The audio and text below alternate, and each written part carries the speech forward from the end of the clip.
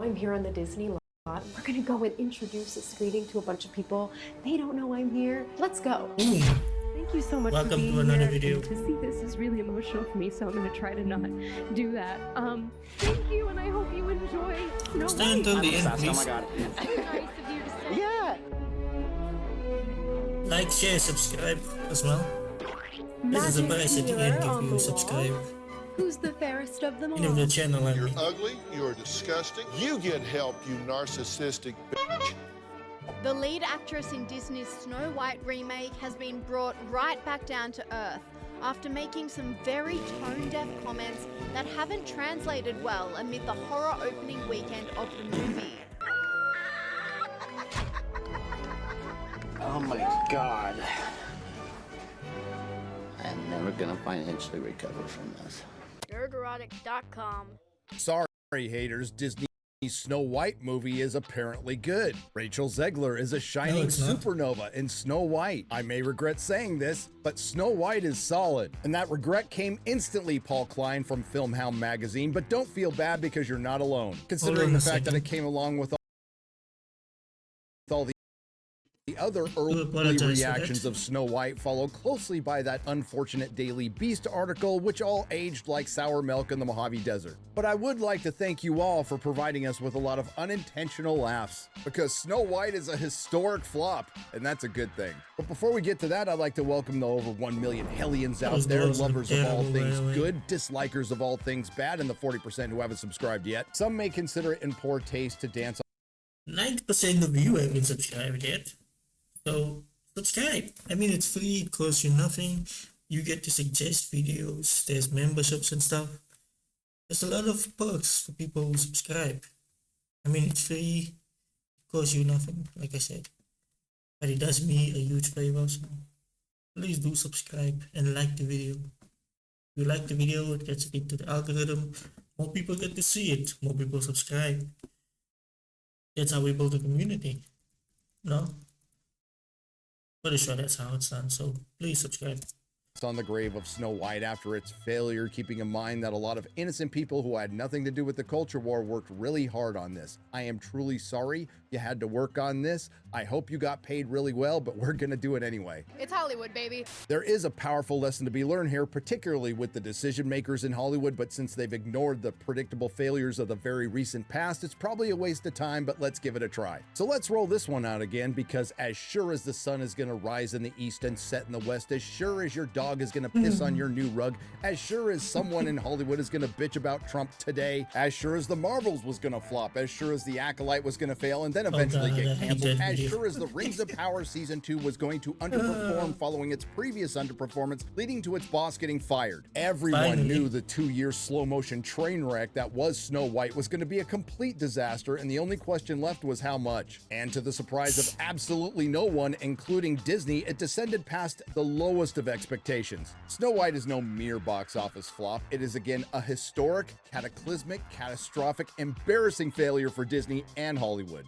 And you just hate to see it. But the good news doesn't end there, considering what movie put Snow White in second place in its second week. From The Hollywood Reporter, box office upset, blue-collar drama A Working Man beat Snow White with $15 million opening. The dismal performance of Snow White in its second weekend is more bad news for Disney and Hollywood, and it puts the live-action pick in official bomb territory after falling off a steep 66%. And I'm sure you will notice, dear viewer, how The Hollywood Reporter very subtly, or not so subtly, tries to make this something political. Middle America is taking charge of the box office because everyone in the big cities is going to see Snow White, where David Ayer's blue-collar drama A Working Man beat Snow White in a surprise upset with a better-than-expected domestic opening of $15.2 million from 3,262 theaters. That, I might add, is 1,000 fewer theaters than Snow White. And in second place, Snow White, which took in $14.2 million from 4,200 locations, a steep decline of 66% as the live-action update continues to be dogged by poor word-of-mouth, well-deserved, and controversial headlines over its titular star Rachel Zegler. The film's domestic tally throughout Sunday is a muted $66.8 million domestically and $143.1 million globally. And now here comes admittedly a very weak attempt at some Access Media cope. However, Disney isn't waving the white flag of defeat, although they should, and says its movie could still avoid biting the poison apple because of rolling spring breaks over the next few weeks and little competition in terms of films targeting girls and females. Next week's A Minecraft movie is expected to skew male. Well, I don't know about all of that, but what I do know is while little girls aren't going to see a working man, their moms are. And now for a heavy dose of reality. But the film's dismal performance in its second weekend is more bad news for Disney and Hollywood and theaters and puts Snow White in official bomb territory, considering its cost of roughly $370 million to market and produce. And why did we suddenly get an honest number from Disney with that $370 million budget for Snow White, including marketing, right after that bullshit $180 million budget number for Captain African American? Because the latter was shot in Georgia and Snow White was shot in London, England.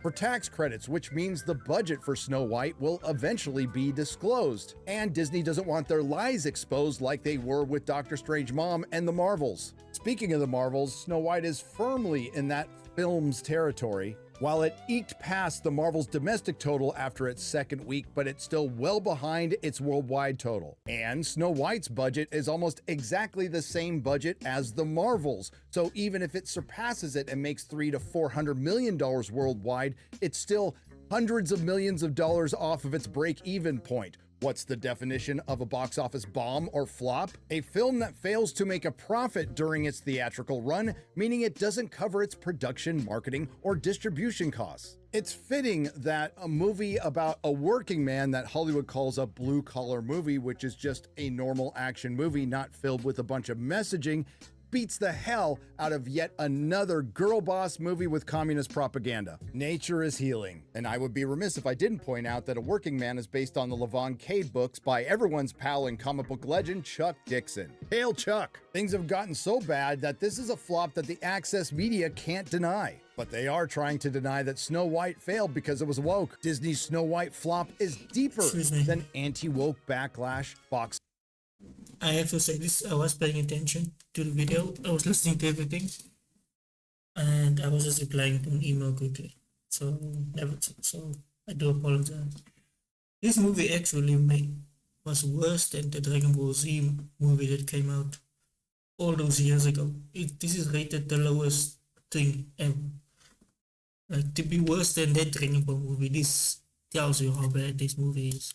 Box office analysts say. Box office analysts, the same ones who thought this film would perform better, don't think the go woke, go broke narrative that has weighed on Disney explains why Snow White hasn't been a hit. So let's hear what one of these highly paid but often wrong box office analysts has to say. I don't think everyone just said, it's woke, let's not go. Well, to be fair, I think a lot of people did. David A. Gross, who runs the movie consultancy franchise told Business Insider, I just think it's a little bit confusing. It's cross signals. I think a lot of it goes back to the film. The reviews are not good. Well, neither is the film, and it's woke. And yes, Snow White's massive failure is a good thing for Western culture, all of humanity, and yes, content creators. But it isn't for, obviously, Disney, Hollywood, and the theaters, who've had, thanks to Hollywood, an abysmal first quarter, including only 2 weekends so far, collectively crossing 100 million domestically. Let's look at this. Den of Thieves. Mufasa. Oh, Brave New World. It's a ridiculous movie. Mickey 17 was horrible. Again, that's all the movies that were released in the US combined over a weekend. We've had multiple under 80 million and 3 in a row under 55 million. And now the theaters are scrambling. A lot of them are going to try the Alamo Drafthouse model and have a bar. Some are thinking about pickleball. Some are thinking about weed. I don't know, maybe the industry that relies on them, Hollywood, should make better movies and stop rolling out Snow Whites. Yes, there's probably going to be a couple of big hits this year. Maybe Lilo and Stitch, How to Train Your Dragon, and Avatar is going to make the equivalent of the national debt and be forgotten by the time you go to the bathroom because it's like staring at an aquarium for 3 hours. Again, it's going to make a lot of money. Too bad it comes out on December 19th, so the theaters are screwed this year. There are a couple of other good things that can come out of this Snow White failure. We can finally put an end to early social media reactions from hand-picked people by the studios. It's almost like they're actors reading lines written for them. And can we stop calling it a 3-day opening weekend? The Thursday preview shows start at 2 2 p.m. It's a 4-day opening weekend, which reminds me of the Madam Web opening, which was technically a 6-day opening weekend. Again, Snow White is more than just a mere box office bomb that was a bad movie. It's the culmination of events. A 2-year-long public relations car accident that you can't take your eyes off of that hit the cultural zeitgeist. A film that almost no one saw, except for YouTubers, that everyone talked about. She attacked Twitter and Elon and finished with Donald Trump. Hello, Disney. You're gonna have to redo your film again. The lead actress in Disney's Snow White remake has been brought right back down to earth after making some very tone-deaf comments that haven't translated well amid the horror opening weekend of the movie. Many photos like this across social media, completely empty theaters, many videos that have been shown online of completely empty cinemas. Snow White breaks records for the lowest live-action remake opening ever. Where did it all go so catastrophically wrong? Was it Rachel Ziegler, appointing one of the wokest actresses in history? Was that the catalyst for all this? Yes! Yes! Ultimately, it turns out it wasn't a very good idea to hire Rachel Zegler as Snow White. Evidently so. And it was ill-advised to actually let her speak. Weird.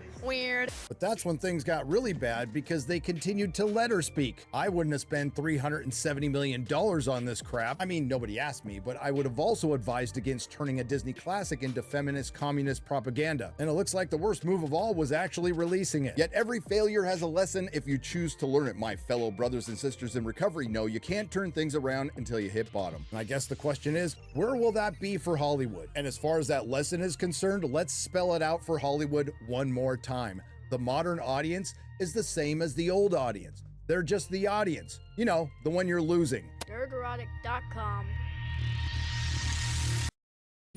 Go support Nerdrotic. Go subscribe to his channel. Go check out the rest of his videos.